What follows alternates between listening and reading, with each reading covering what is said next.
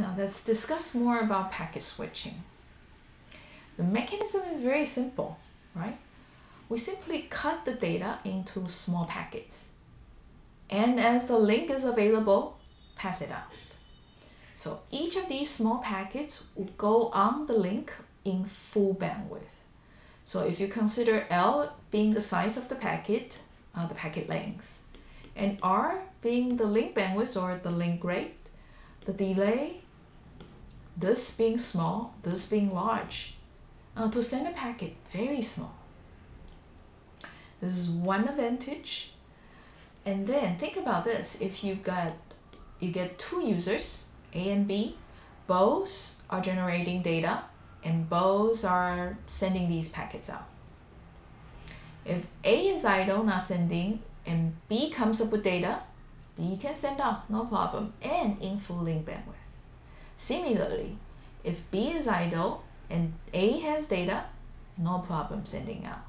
So there's no such a situation in circuit switching when B allocates all the resource, gets all the resource, and A having data to send, but A didn't get any resource. As a result, B sitting idle, occupying all the resource, and yet A having lots of data wanting to send, not getting anything. Okay, so there's no idle waste there. Last is maybe a little bit less obvious. You see, bandwidth is used as full, so there's no need of dividing the link bandwidth into pieces. So the mechanism is also simple. Okay, being simple, there's no idle waste, and there's no call setup, resource reservation process required.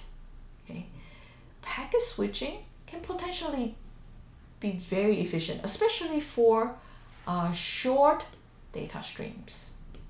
Think about the resource reservation delay, the call setup time. It can be pretty long, and if you have very short data stream, then hey, the overhead relative to the entire need of sending data is high. So you can probably imagine now, data network, internet. At the beginning, we were just sending really short emails. It doesn't make a whole lot of sense just to send an email and you go all the way to set up a circuit.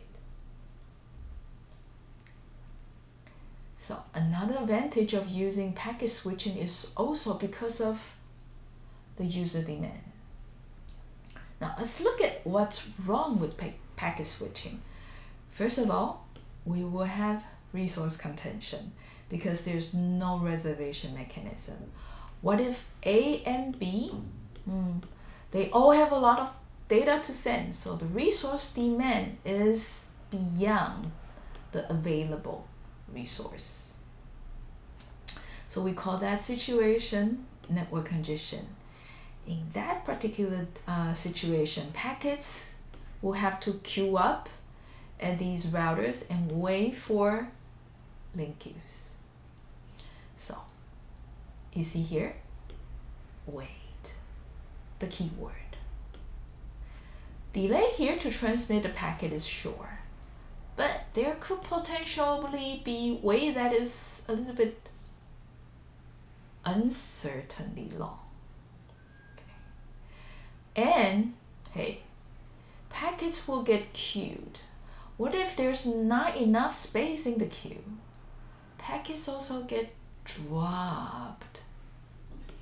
So in packet switch network, we do have substantial delay. We could have substantial packet losses. One big disadvantage.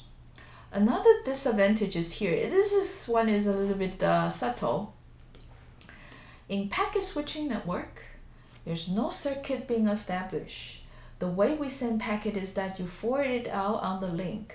The next router will need to pick up everything. So you need to wait until the entire packet is received.